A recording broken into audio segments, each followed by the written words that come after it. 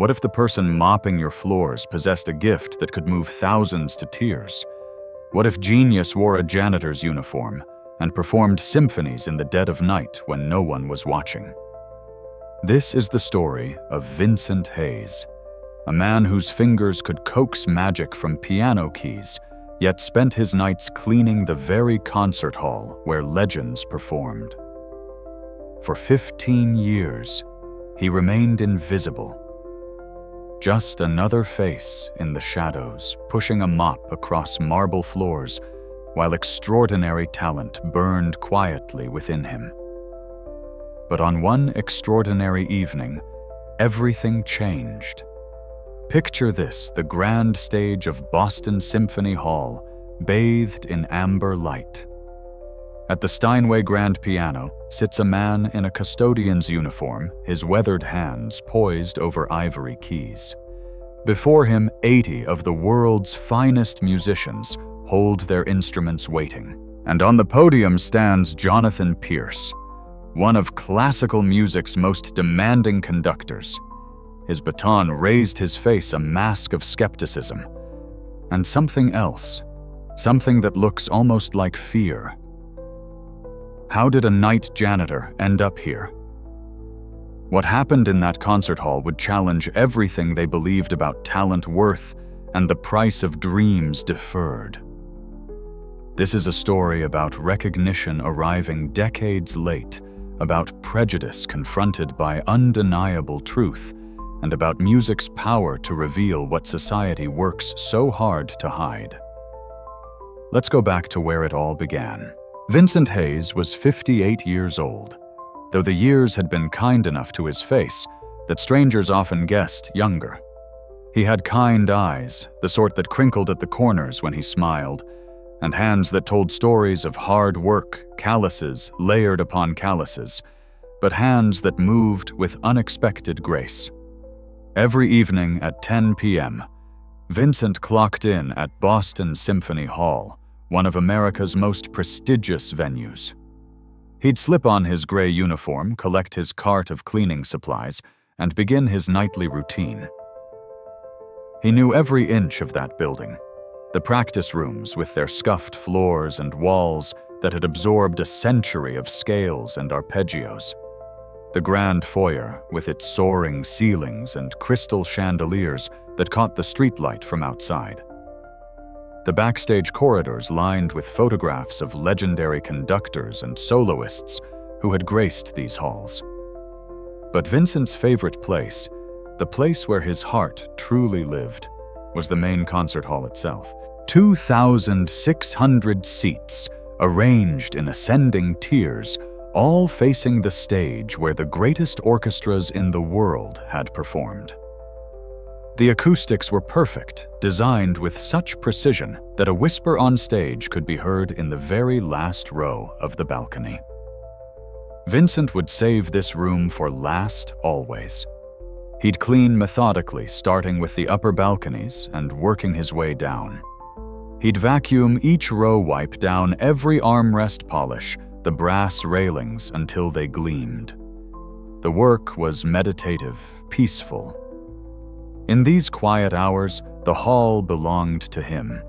His co-workers liked him. He was soft-spoken, always ready with a kind word or helping hand. They knew he lived alone in a modest one-bedroom apartment in Dorchester, that he'd worked this job for 15 years, that he was reliable and never complained. What they didn't know was what happened after he finished his cleaning rounds, after he'd logged his final inspection, after everyone else had gone home. What they didn't know was that Vincent Hayes, the night janitor, transformed into someone else entirely in those secret hours between 2 and 4 in the morning. Vincent grew up in Detroit, in a neighborhood where music poured from windows in churches, where soul and jazz mixed with classical melodies drifting from his father's piano studio. Raymond Hayes had been a music teacher, not a wealthy man by any measure, but rich in the ways that mattered. He'd taught piano to the children of his community, charging what families could afford, which often meant charging nothing at all.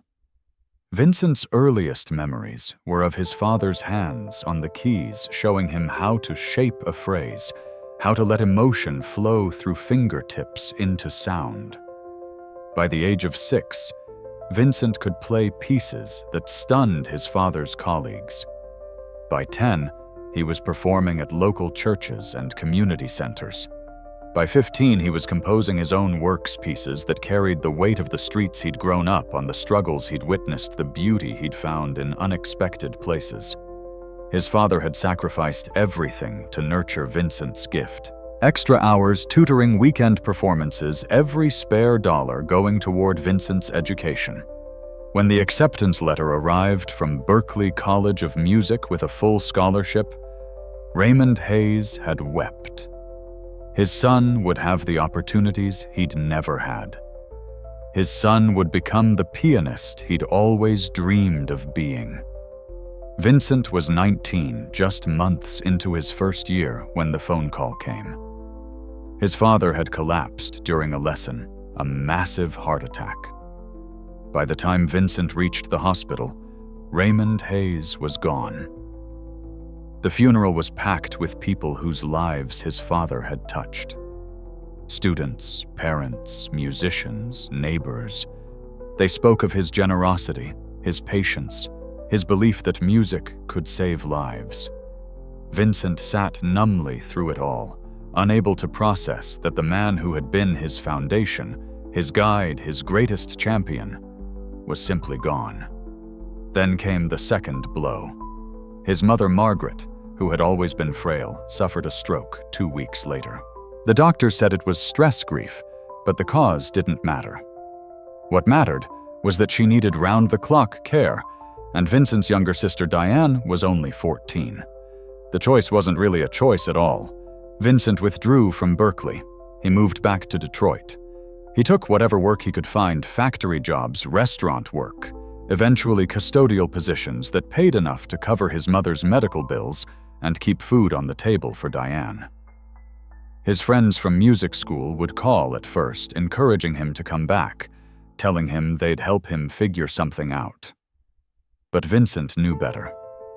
His family needed him, and music, as much as it was part of his soul, couldn't pay for medications or put Diane through high school. For 25 years, Vincent worked and cared for his mother. He made sure Diane graduated, put her through nursing school, attended her wedding, celebrated when she had children of her own. He watched his mother's health decline slowly, steadily, until 3 years ago she passed peacefully in her sleep. In all those years, Vincent barely touched a piano. It hurt too much, reminded him of everything he'd lost, everything that might have been. The few times he tried, his fingers felt foreign on the keys, the music locked somewhere inside him, unable to find its way out. But after his mother died, after Diane moved to California with her family, after Vincent found himself alone for the first time in decades, something shifted. He'd moved to Boston for a fresh start, found work at Symphony Hall, and slowly, cautiously, he'd begun to let music back into his life. It started small. After his shift ended, Vincent would sometimes sit on the stage steps, just listening to the silence of the hall, imagining what it would be like to hear an orchestra fill that space with sound. Then one night, after ensuring he was completely alone, he'd walked to the Steinway grand piano that stood center stage, lifted the cover, and touched the keys. The sound that emerged was like coming home after a lifetime of wandering. His fingers remembered what his mind had tried to forget. They remembered Chopin's nocturnes that his father had loved. They remembered Rachmaninoff's thundering chords and delicate melodies. They remembered the pieces Vincent himself had composed as a teenager, full of hope and possibility. From that night on, it became his ritual. After finishing his cleaning duties, after the building was empty, and still Vincent would return to that stage. He'd sit at the piano, and for 2 hours, sometimes 3, he'd play. He'd play the masters Beethoven, Mozart, Brahms, Liszt. He'd played jazz standards his father had taught him, improvising and exploring. He'd play his own compositions, finishing pieces he'd abandoned decades ago, creating new ones that carried the weight of all those years. The acoustics of the empty hall were transcendent. Every note bloomed and resonated, filling the space with such richness that Vincent sometimes had to stop, overwhelmed by the beauty of it. This was what he'd dreamed of as a young man, to play in a hall like this, to have his music embraced by perfect acoustics, to feel the instrument respond to his every touch. He never told anyone. These hours belonged to him alone, a secret world where he wasn't Vincent Hayes, the janitor, but Vincent Hayes, the pianist, the musician his father had believed he could become. No one would hear him. No one would judge whether he was good enough, whether he belonged there. It was pure, private, sacred. Or so he thought. Jonathan Pierce had been called many things throughout his career. Brilliant, demanding, perfectionist, arrogant. The youngest conductor to ever lead the Berlin Philharmonic as assistant conductor. A graduate of Juilliard, at 20, a prodigy who had spent his entire life in the rarefied world of classical music. At 36, Jonathan was Boston Symphony's music director, a position he'd earned through undeniable talent and ruthless ambition. He'd won competitions, garnered critical acclaim, and built a reputation for technical precision and interpretive insight that bordered on the obsessive. He was also deeply insecure, though he'd never admit it. Classical music was changing. Audiences were aging. Funding was always uncertain. And there were younger conductors coming up behind him, hungry, talented, ready to take what he'd worked so hard to achieve. Jonathan responded to this fear by demanding more, expecting more, tolerating nothing less than perfection from his musicians. The orchestra respected him, certainly. Some even admired him. But they didn't love him. He kept everyone at arm's length, maintaining a careful distance between conductor and ensemble. He believed this distance was necessary for authority, for the kind of discipline required to achieve greatness. Jonathan had grown up in privilege, the son of a prominent music critic and a concert violinist. He'd attended the best schools, studied with the finest teachers, never wanted for resources or opportunities. The idea that talent could exist outside the institutions he'd navigated, outside the proper training and credentials, seemed almost impossible to him. Music, real music, required years of formal education, connections, access to the right halls and the right people. This was a man who had never scrubbed a floor, never worried about rent, never had to choose between his dreams and survival. His worldview was narrow, shaped by the bubble he'd lived in his entire life, and that narrowness, that inability to imagine lives different from his own, was about to be shattered. The week leading up to the discovery, Jonathan had been particularly difficult. The orchestra was preparing for an important concert series performances that would be recorded for a major label release. The pressure was intense, and Jonathan channeled that pressure into increasingly harsh rehearsals. He'd stopped pieces mid-phrase to berate musicians for microscopic imperfections. He'd kept them hours past scheduled dismissal. The tension in the hall was palpable. On that particular Tuesday night, after a brutal 6-hour rehearsal, Jonathan had driven home around midnight, exhausted and wired with anxiety. He'd tried to sleep, but his mind kept circling the same concerns. The recording had to be perfect. The reviews had to be outstanding. He couldn't afford any mistakes, any weakness. At 2 a.m., he realized he'd left his annotated score on his stand in the hall. He needed it for the morning rehearsal. There was no choice but to drive back. Boston Symphony Hall at 2 in the morning was a different world. The city outside was quiet, just the occasional sound of a distant siren or late-night train. Jonathan pulled into the staff parking lot, noted the custodian's van still there, which made sense. The cleaning crews worked through the night.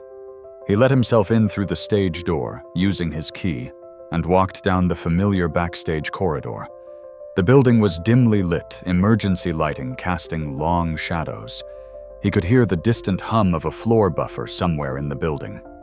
But as he approached the hallway leading to the stage, he heard something else. Music. Piano music. Rachmaninoff he recognized immediately. Piano Concerto. Number 2. The first movement. One of the most technically demanding and emotionally complex pieces in the repertoire. Jonathan frowned. It was 2 a.m. No one should be here. Had someone from the orchestra stayed late to practice, but the orchestra didn't have a pianist right now, not rehearsing with them this week. Perhaps someone from administration had given permission for an outside musician to use the hall. He moved quietly toward the stage entrance, curiosity overcoming his fatigue. As he reached the door that led to the wings, the music grew louder, clearer, and it was extraordinary. The technique was flawless, every note perfectly articulated. But more than that, the interpretation was deeply felt, each phrase shaped with profound understanding. This wasn't just someone playing notes.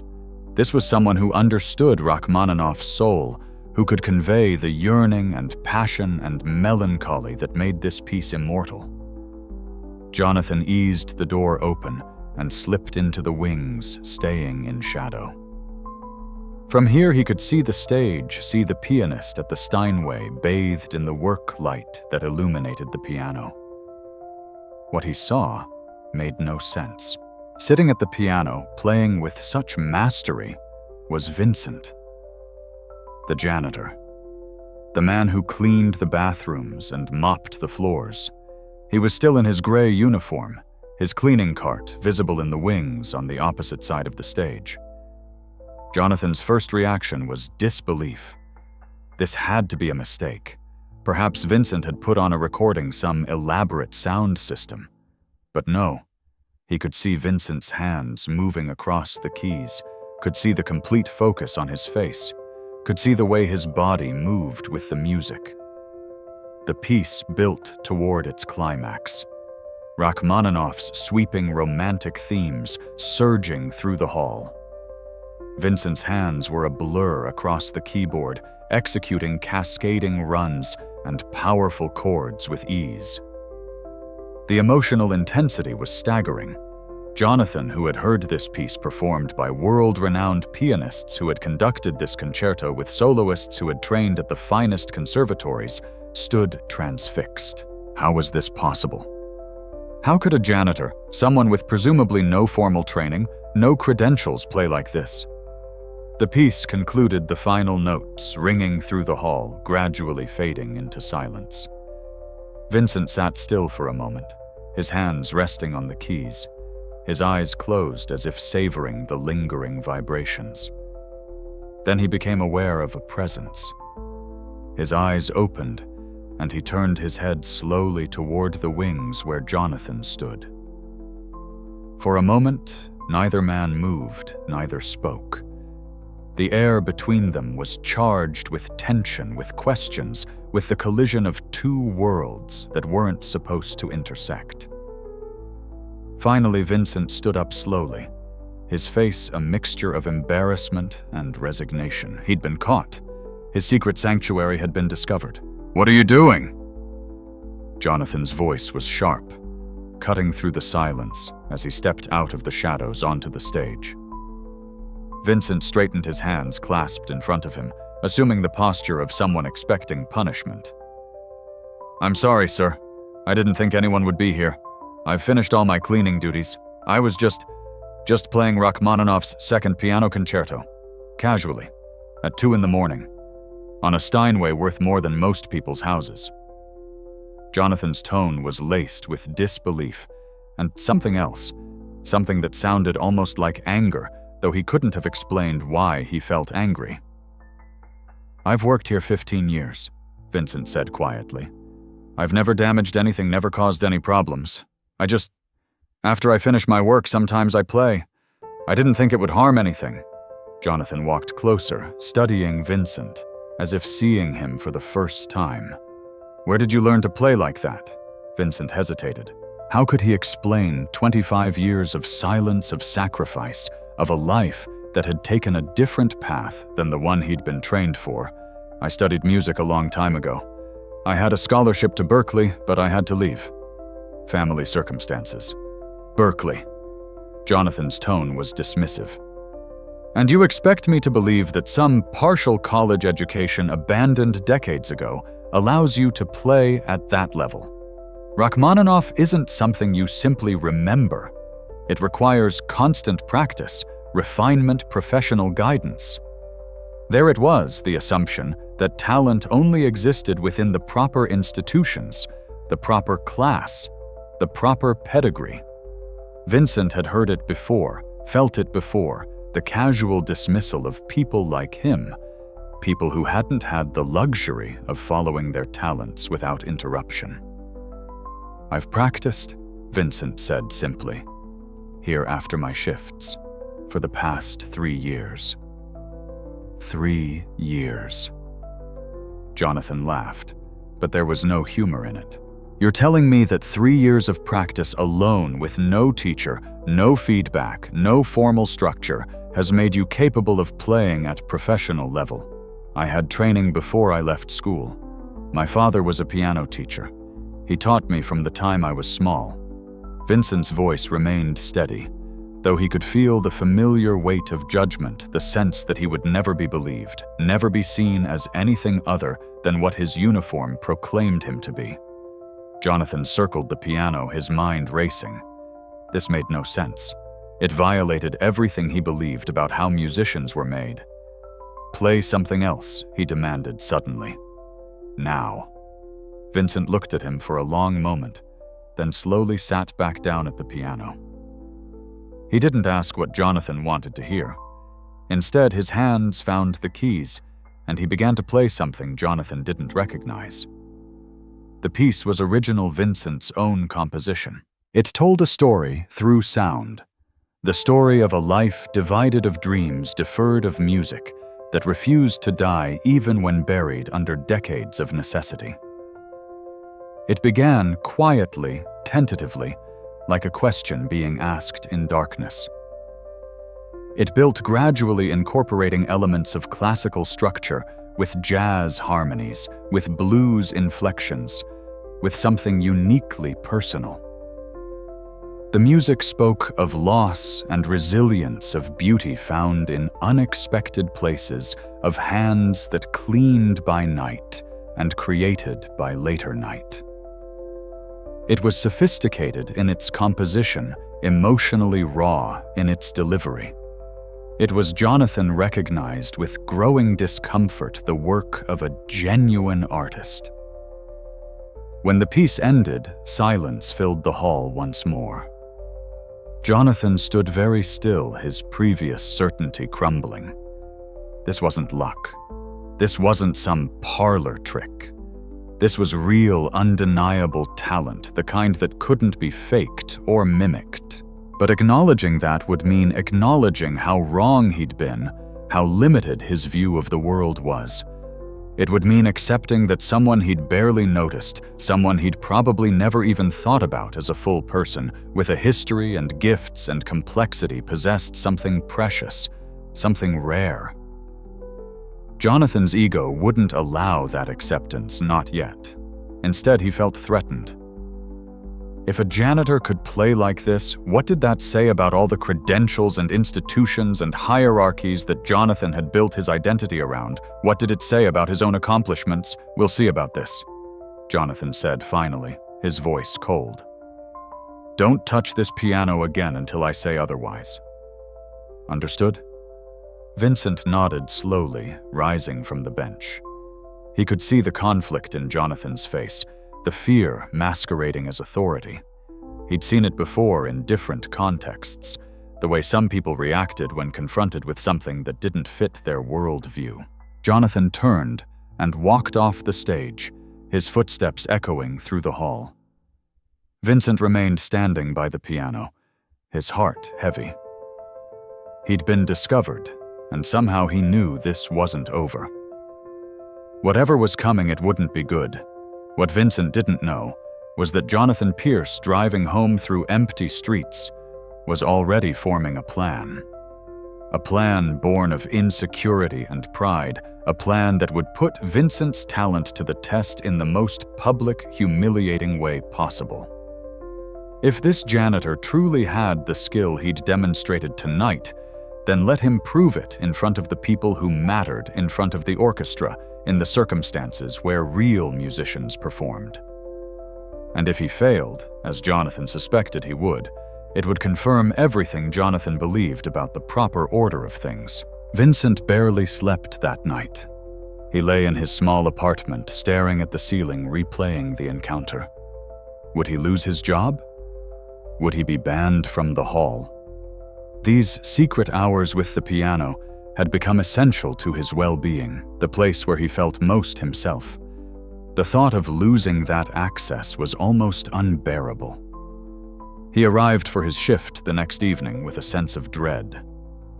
He avoided the stage, focused on his cleaning duties with mechanical efficiency.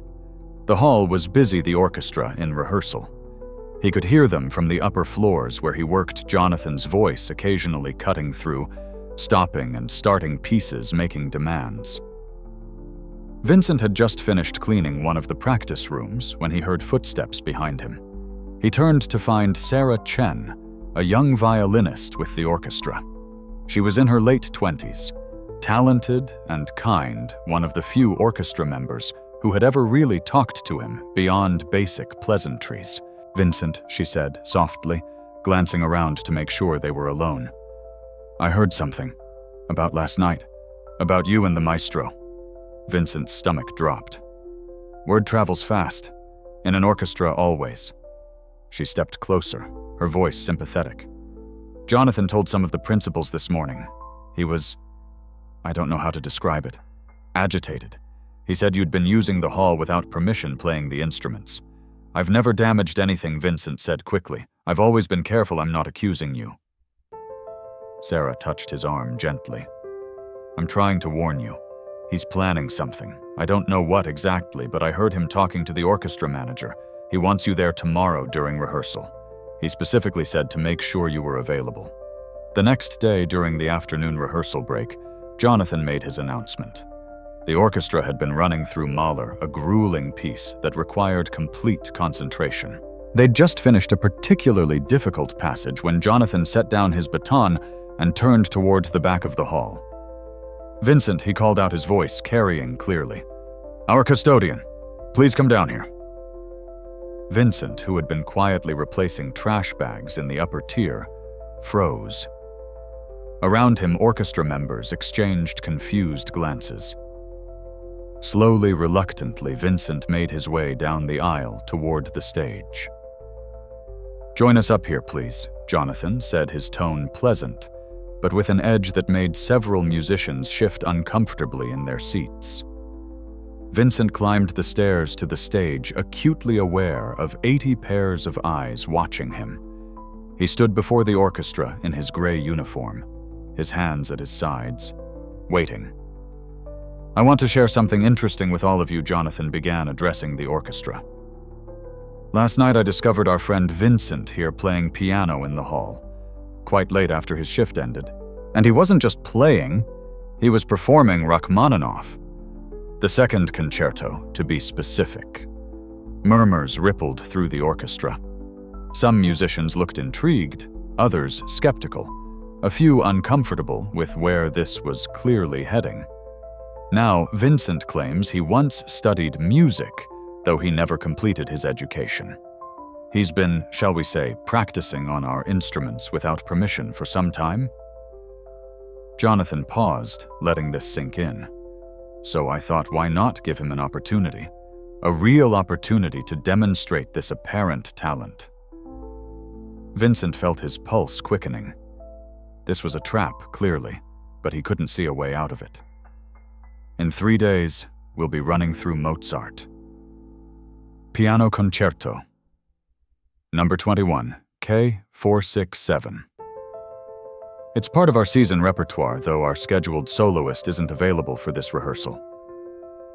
Jonathan turned to Vincent, his smile thin and cold. I'd like you to perform it with us, the entire first movement, here in front of the orchestra. Unless, of course, you feel that's beyond your abilities. The silence that followed was profound. Vincent stood very still, his mind racing. 3 days to prepare a concerto he'd learned decades ago, to perform it with a professional orchestra in front of musicians who had trained their entire lives for this. And Jonathan had chosen Mozart music that was deceptively simple, that revealed every weakness, every imperfection.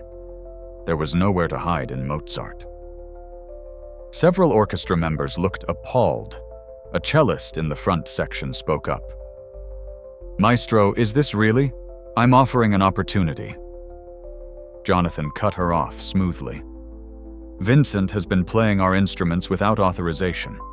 I'm simply suggesting he demonstrate that this privilege has been well used. If he can perform at the level required, perhaps we can arrange something more formal. If not, he left the sentence hanging. Vincent understood the unspoken threat. Refuse, and he'd likely be fired, or at least banned from ever touching a piano in the hall again. Accept, and face almost certain public humiliation. But there was a third possibility, however slim, that he could actually do this, that he could prove not just to Jonathan, but to himself, that those years of practicing alone in the darkness hadn't been in vain. He thought of his father, of the sacrifices made, of the music that still lived in his fingers despite everything. He thought of those quiet hours at the piano, the only time he felt truly alive. I'll do it, Vincent said quietly, his voice steady despite the fear coursing through him. Jonathan's expression flickered just for a moment. He'd expected refusal, had prepared for that outcome. Excellent. Thursday afternoon, 2 p.m. We'll run through it once the complete first movement. I suggest you prepare thoroughly. As Vincent descended from the stage and left the hall, he could hear the orchestra members beginning to talk among themselves, some expressing concern, others curiosity.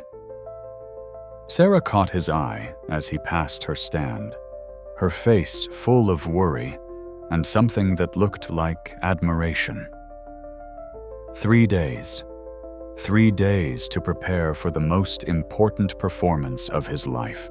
A performance that would either validate everything he'd held on to or confirm every doubt he'd ever had about himself. Word spread through the hall with remarkable speed. By that evening, when Vincent arrived for his shift, he could feel the difference. Orchestra members who had never acknowledged him before now watched him with open curiosity. Some looked sympathetic, others skeptical, a few openly hostile, as if his audacity in accepting Jonathan's challenge was somehow an insult to their training and credentials. The janitorial staff had heard too. His co-worker Maria, who had worked alongside Vincent for years, cornered him in the supply room. Vinny, what are you thinking that conductor he's setting you up? Everyone knows it. She spoke in Spanish, her native language, which she used when she wanted to speak from the heart. You're going to get hurt. Maybe Vincent replied also in Spanish. They'd had many conversations over the years, both children of working-class immigrants who'd come to this country seeking better lives. But Maria, what's the alternative? Go back to hiding? Pretend I don't have this thing inside me that needs to come out?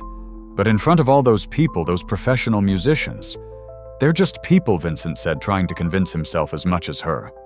They put their pants on one leg at a time, just like us. Maria shook her head, but pulled him into a brief, fierce hug. You're braver than I am, or crazier, maybe both.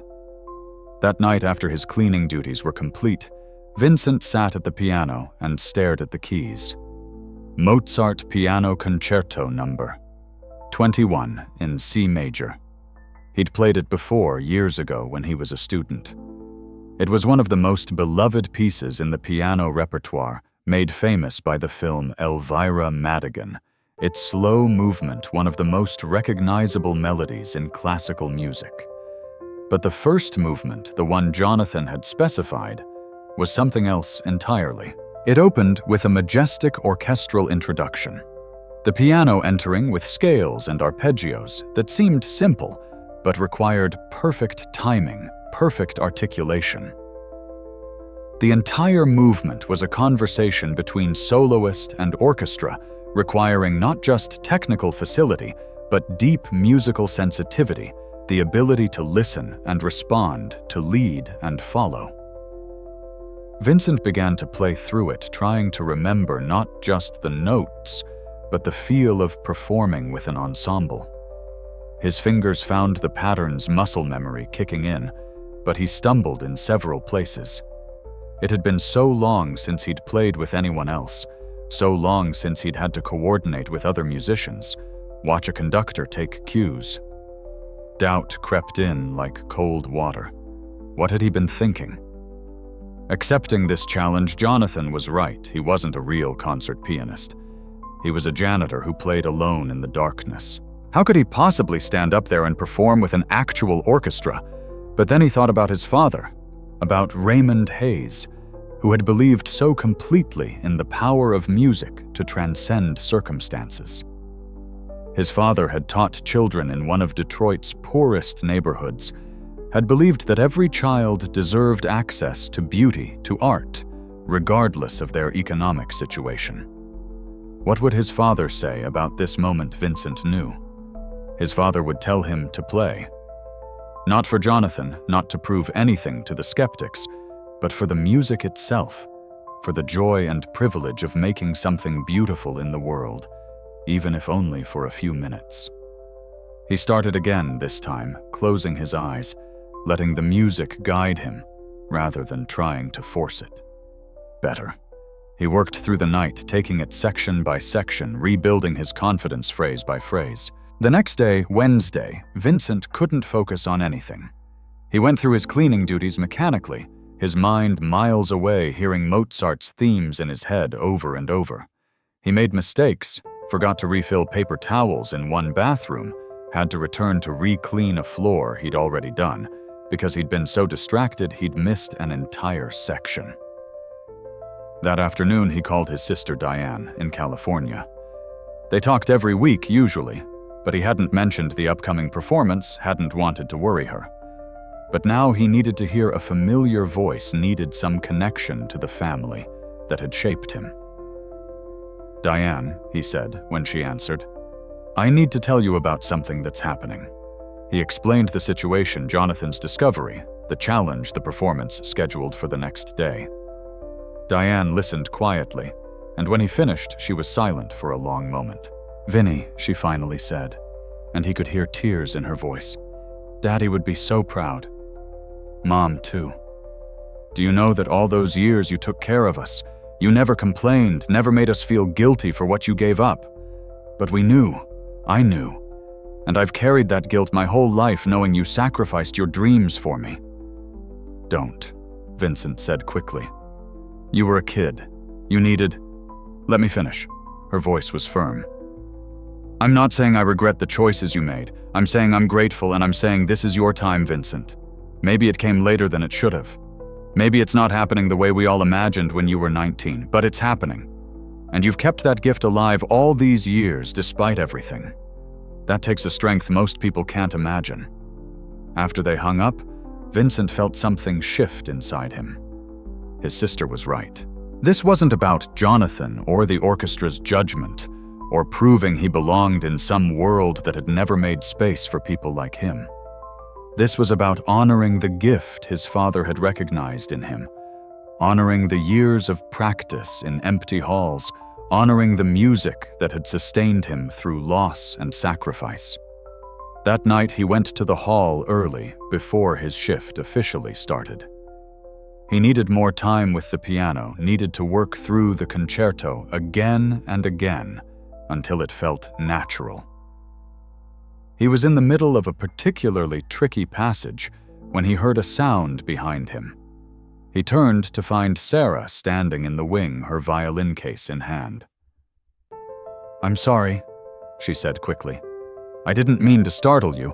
I heard you playing and—" She trailed off, then stepped onto the stage. "Vincent, can I help the concerto? You're going to need to know the conductor's cues, the places where the orchestra comes in, where to watch for tempo changes. I could play the violin parts, talk you through it, if you want." Vincent stared at her. "Why would you do that?" Sarah smiled sadly. "Because what Jonathan is doing isn't right. He's using you to prove some point about class and credentials and who gets to be a musician. And because—" She paused, seeming to choose her words carefully. "My grandmother was a pianist in Korea, incredibly talented, trained at the best schools there. But when she came to America, she couldn't find work as a musician. Wrong credentials, wrong connections, wrong accent. She ended up working in a dry cleaning business, and she never played professionally again. She died when I was 10, but I remember her hands, how they looked like pianists' hands, but were worn from work, from chemicals, from everything except playing. I remember thinking it was wrong that the world wasted her gift." She looked at Vincent directly. "I don't want to see that happen again. I don't want to see talent wasted because it doesn't come in the expected package." For the next 3 hours, Sarah worked with Vincent. She played the orchestral violin parts, sang through other sections, helped him understand where the conductor would cue him, where he needed to watch for ensemble entries. She was patient and encouraging, correcting without criticism, helping Vincent rebuild the skills of ensemble playing that he'd lost over decades. "You're really good," she said at one point, shaking her head in amazement. "I mean, I knew you could play. We all heard the stories, but Vincent, you're concert-level good. This isn't some amateur hobby. You have genuine talent." "I'm rusty," Vincent said.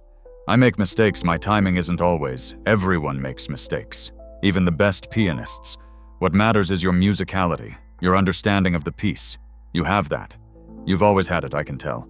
It's just been buried." Around 2 a.m., they finally stopped. Vincent's fingers ached, and he could see Sarah was exhausted, but he felt something he hadn't felt in days, hope. Maybe, just maybe, he could actually do this. "Get some sleep," Sarah advised as they packed up. "You'll need rest. And Vincent, trust yourself tomorrow. Trust the music. It's in you.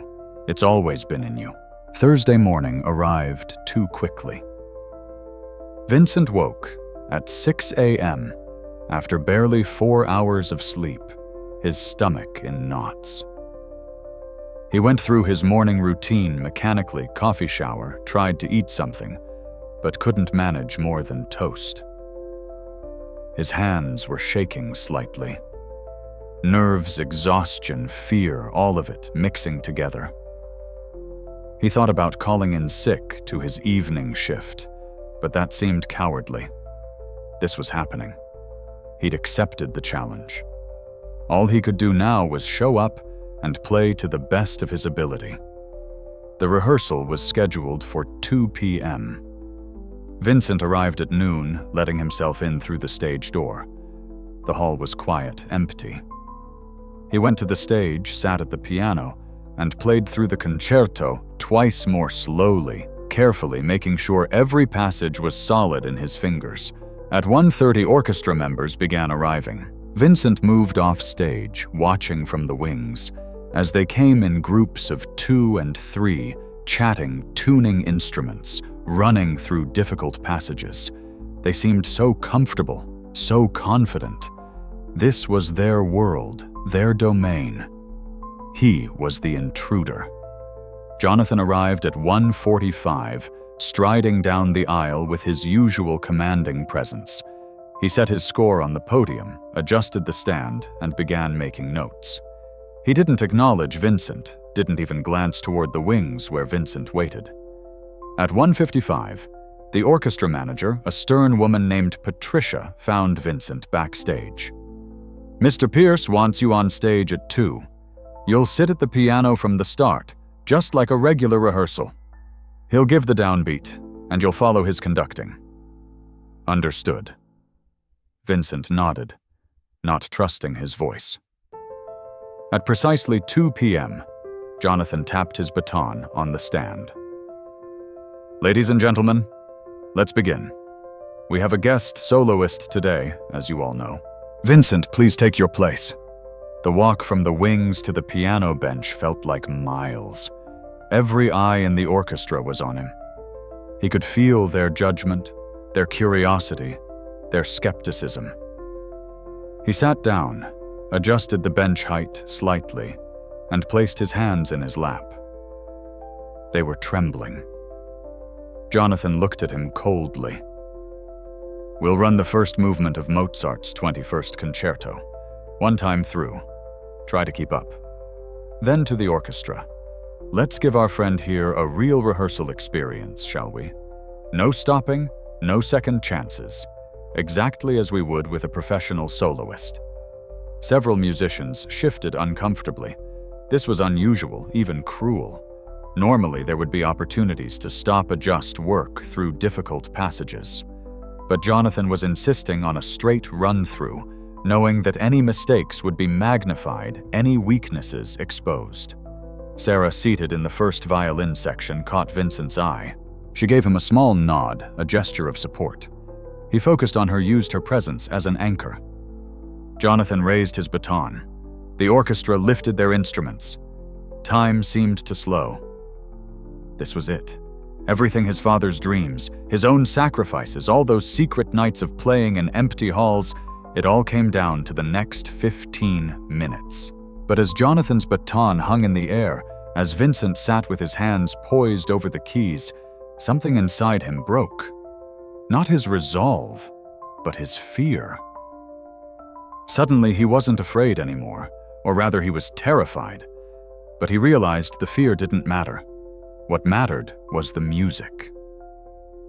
He thought of his father's last performance before he died, teaching a lesson to a 10-year-old who could barely afford the 50-cent fee Raymond charged.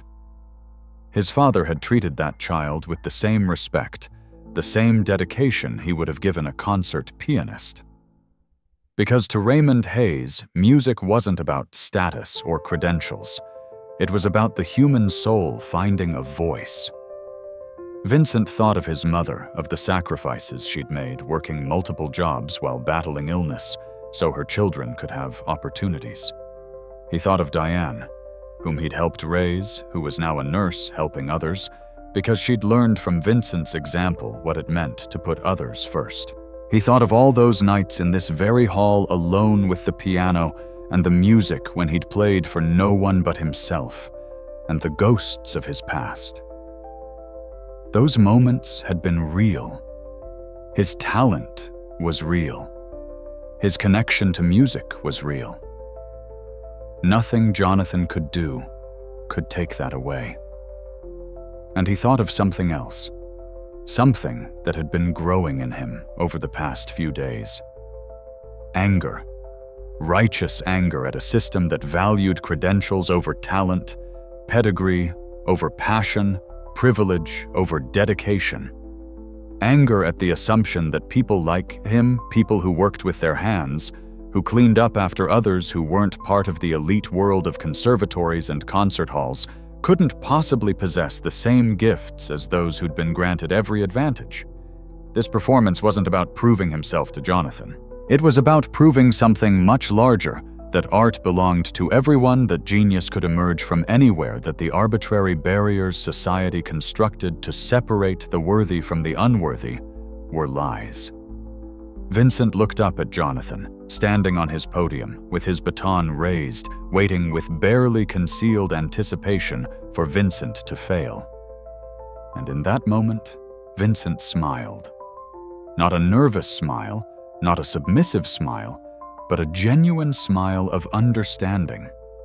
He was about to teach Jonathan Pierce a lesson about music that no conservatory had ever offered, a lesson about what happens when talent is matched with something even more powerful, a lifetime of emotion, of struggle, of dreams deferred, but never extinguished.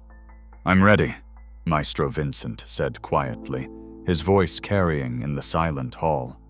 Jonathan, slightly unnerved by the change in Vincent's demeanor, gave a curt nod and brought the baton down.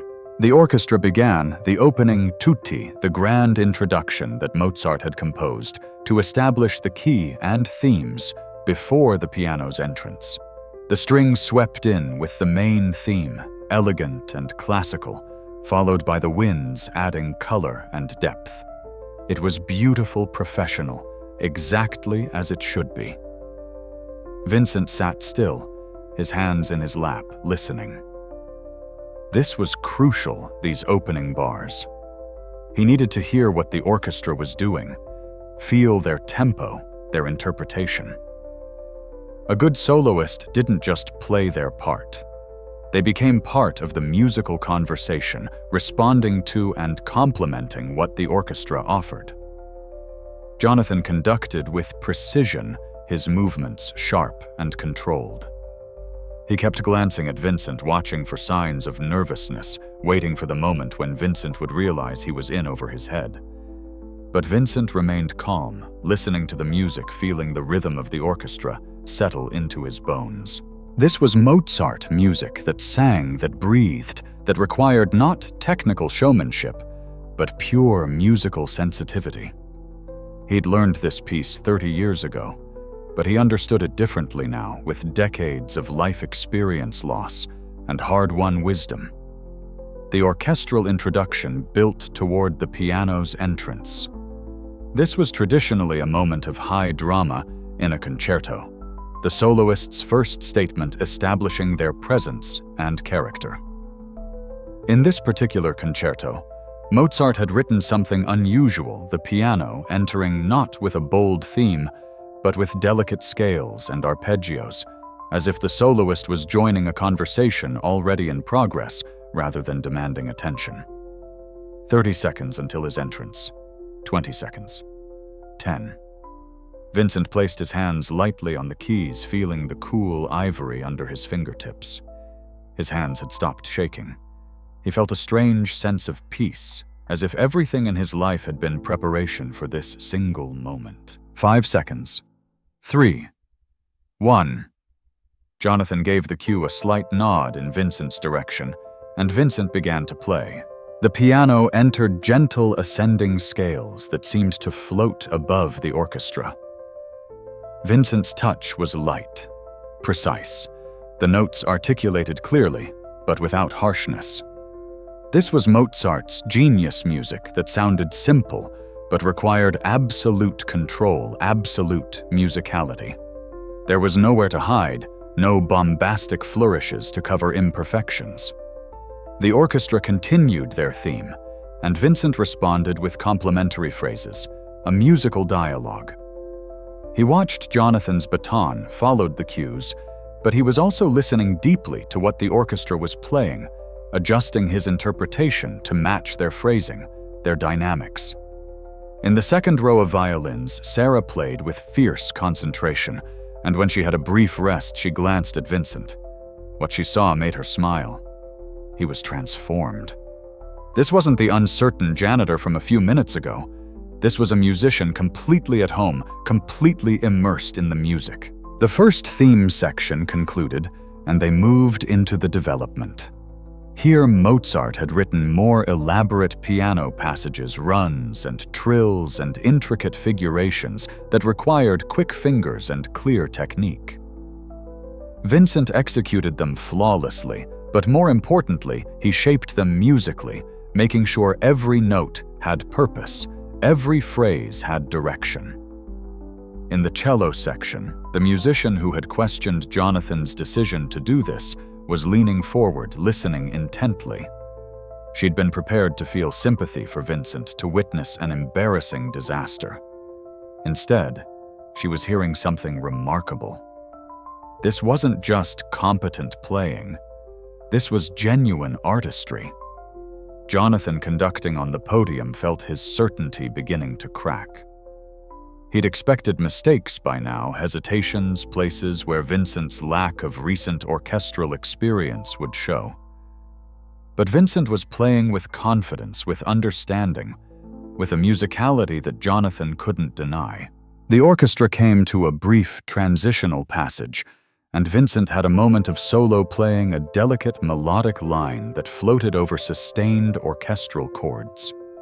He played it with such tenderness, such emotional vulnerability, that several orchestra members found themselves moved.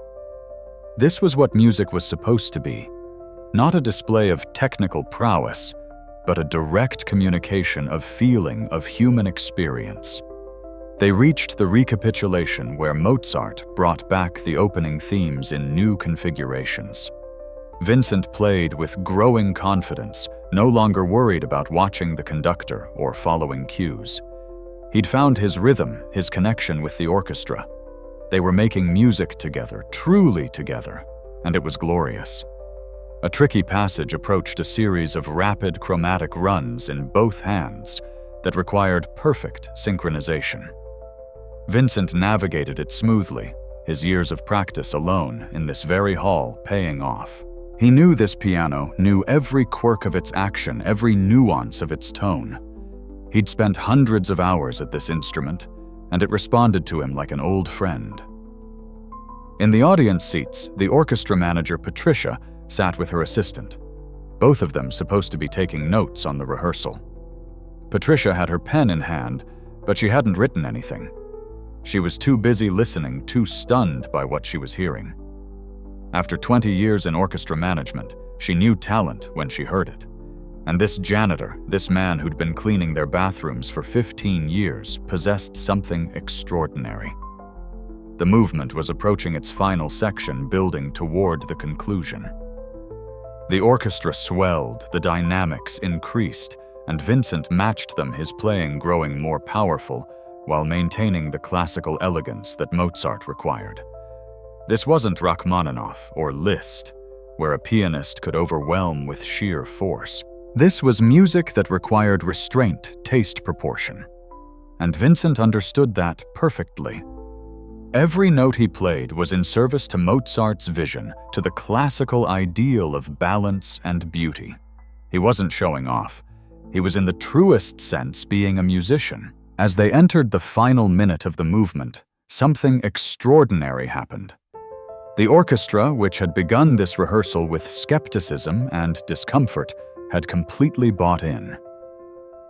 They were playing differently now, responding to Vincent's interpretation, following his musical lead, even though he was the soloist, not the conductor.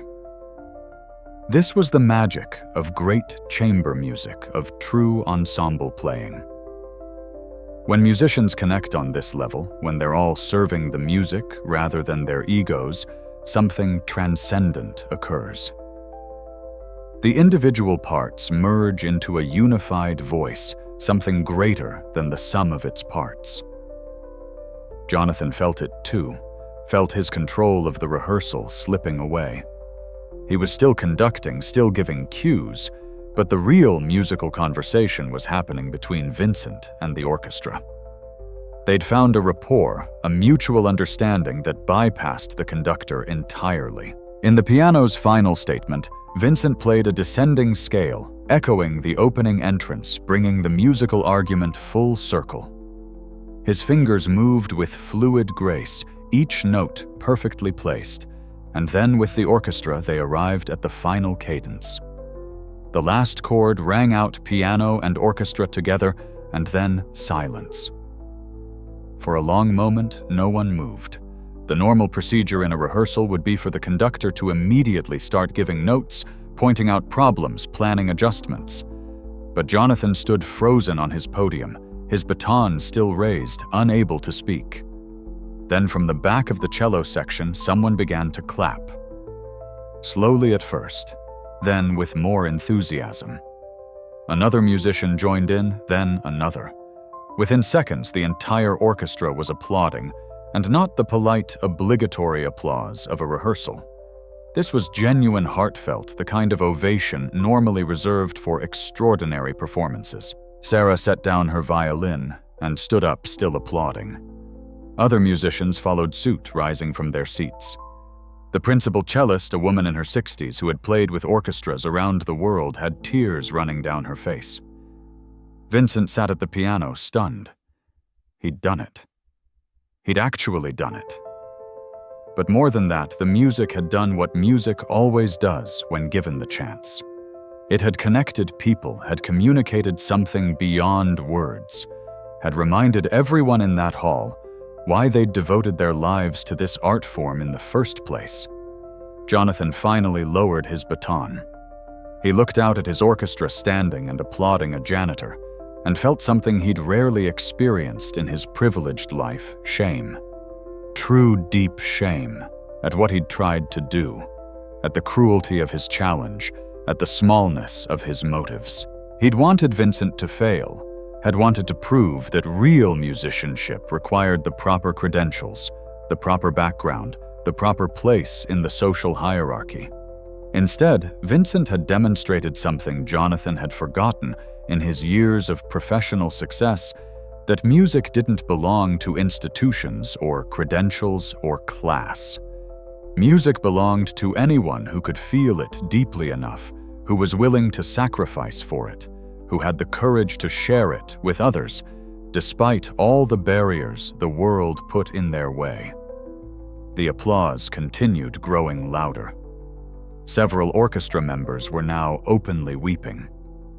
The principal oboist, a man who prided himself on his cynicism, was grinning from ear to ear, shaking his head in disbelief. Vincent stood up slowly from the piano bench, unsure what to do. He wasn't accustomed to attention, to recognition. For 15 years he'd been invisible in this hall, a ghost who cleaned up after others and disappeared into the night. Now, suddenly, he was seen. Sarah came down from the violin section and walked directly to Vincent. She hugged him tightly. "You were incredible," she whispered. "You were absolutely incredible." Other musicians began to approach, wanting to congratulate him, to shake his hand, to express their amazement. The principal flutist, a woman who had studied at Curtis, one of the most prestigious conservatories in the world, told Vincent, "I've performed with soloists who've won international competitions, and most of them don't have your musicality." That was stunning. Through it all, Jonathan stood on his podium alone, watching his carefully constructed worldview crumble. He'd been wrong, completely, utterly wrong. And worse than being wrong, he'd been cruel, had tried to humiliate someone who had more talent and more genuine love for music than Jonathan had ever possessed. Finally, the applause began to subside. Musicians returned to their seats, still talking excitedly among themselves. Vincent stood near the piano, uncertain what came next. The plan had been to run through the concerto, once and then. What would Jonathan dismiss him? Fire him? Pretend this hadn't happened? Jonathan cleared his throat. The hall fell silent immediately, all eyes turning to him. He stood very still for a moment, his jaw tight, his hands gripping the podium's edge. When he finally spoke, his voice was quieter than usual, stripped of its normal authority. "I owe you all an explanation," he began, addressing the orchestra. "And more importantly, I owe Vincent an apology." Murmurs of surprise rippled through the ensemble. Jonathan Pierce didn't apologize. He didn't admit mistakes. He was famous for his unwavering confidence, his absolute certainty in his decisions. "I discovered Vincent playing piano here several nights ago," Jonathan continued. "And instead of recognizing the extraordinary gift he possesses, instead of celebrating the fact that such talent existed in our very building, I felt threatened. Threatened that someone I'd dismissed as insignificant, someone who didn't fit my narrow definition of what a musician should be, could play at a level that many trained professionals never achieve." He paused, looking directly at Vincent. "So I created this challenge. I told myself it was about giving you an opportunity, but that was a lie. I wanted you to fail. I wanted to prove that real musicianship required the proper training, the proper credentials, the proper social class. I wanted to put you in your place." The honesty was shocking. Several orchestra members shifted uncomfortably. Sarah was watching Jonathan with an expression that mixed surprise with something like hope. What I didn't understand, Jonathan said, his voice thick with emotion, is that talent doesn't care about any of that. It doesn't care about where you come from, what schools you attended, what job you work. Talent is a gift mysteriously bestowed, and it demands to be expressed. Vincent has kept his gift alive, despite circumstances that would have crushed most people.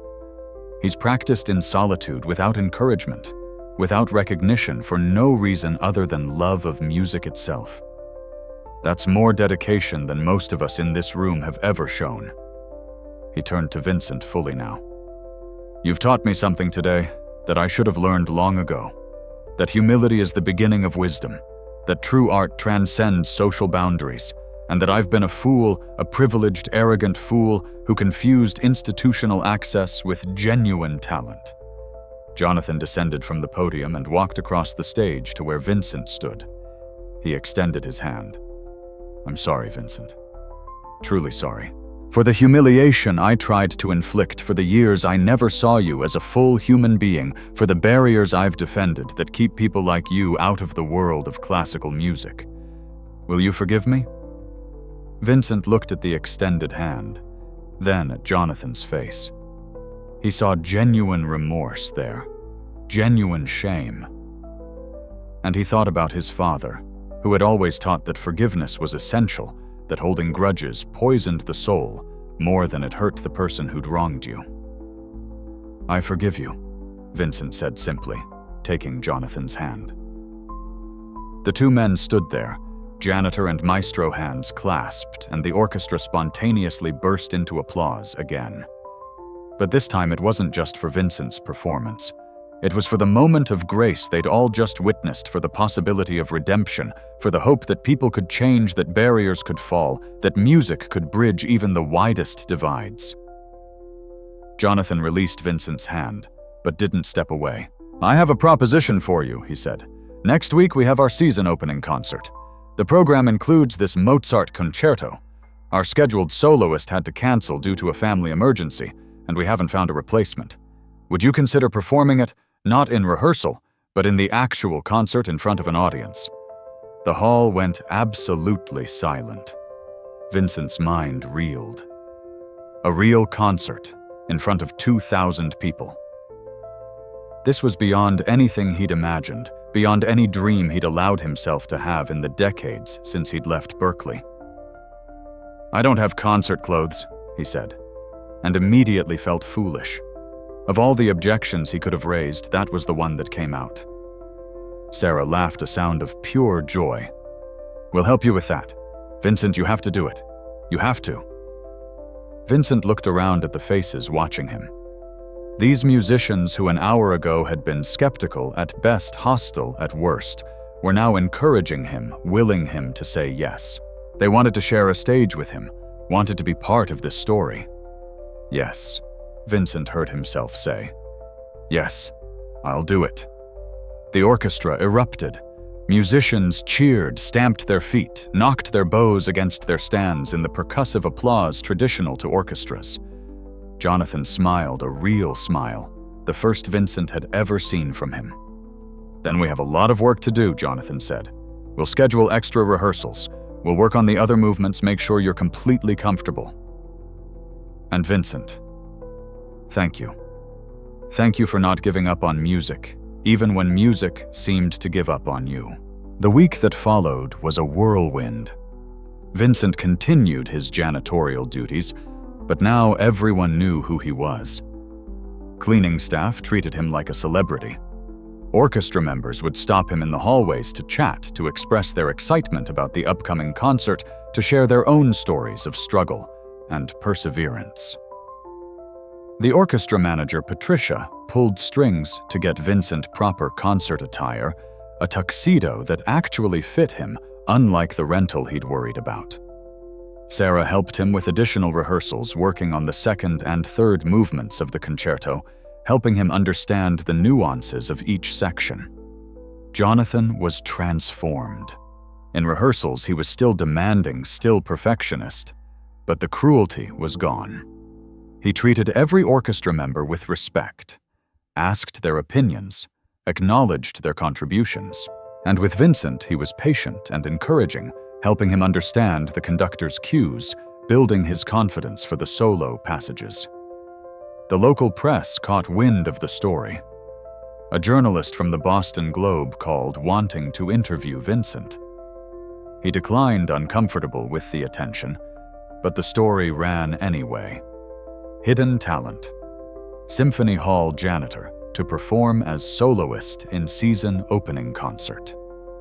The concert sold out within hours of the announcement. People who'd never attended a classical music performance bought tickets drawn by the human interest story. The symphony's board of directors, initially skeptical, began to see the public relations value. This was exactly the kind of story that could bring new audiences to classical music. But for Vincent, none of that mattered as much as the music itself. In those final rehearsals, playing through the complete concerto with the orchestra, he felt something he'd lost decades ago: wholeness. This was who he was supposed to be, not instead of being a janitor, but in addition to it. Both parts of his life were real. Both were valid. The night before the concert, Vincent visited his father's grave in Detroit. He'd taken a day off work, driven the 12 hours, to stand before the simple headstone that read, "Raymond Hayes, teacher and musician." "I'm going to play tomorrow," Dad Vincent said aloud, not caring if anyone heard him talking to a gravestone. Not in a church basement or a school auditorium. In Boston Symphony Hall, with a real orchestra. "I know it's late. I know it's not how we planned it, but I'm going to do it. And I'm going to play for you, for Mom, for everyone who believed in me when it seemed impossible."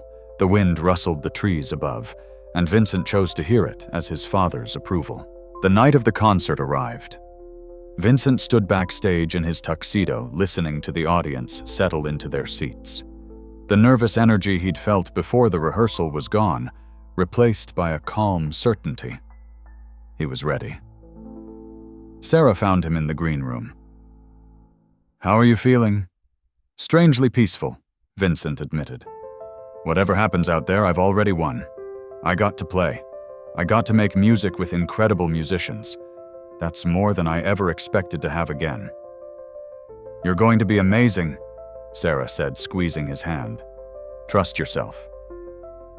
The stage manager appeared. "5 minutes, Mr. Hayes." Mr. Hayes. Not Vincent, not the janitor. Mr. Hayes, the soloist. Jonathan was already on stage, standing by the podium, waiting. When Vincent walked out, the audience erupted in applause. It went on and on, a standing ovation before he'd played a single note.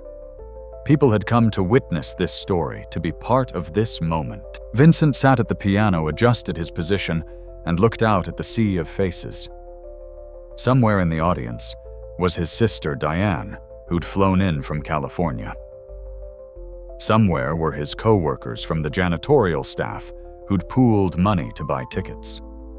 Somewhere were orchestra members' families, board members, critics, and hundreds of people who just wanted to hear if the story was true.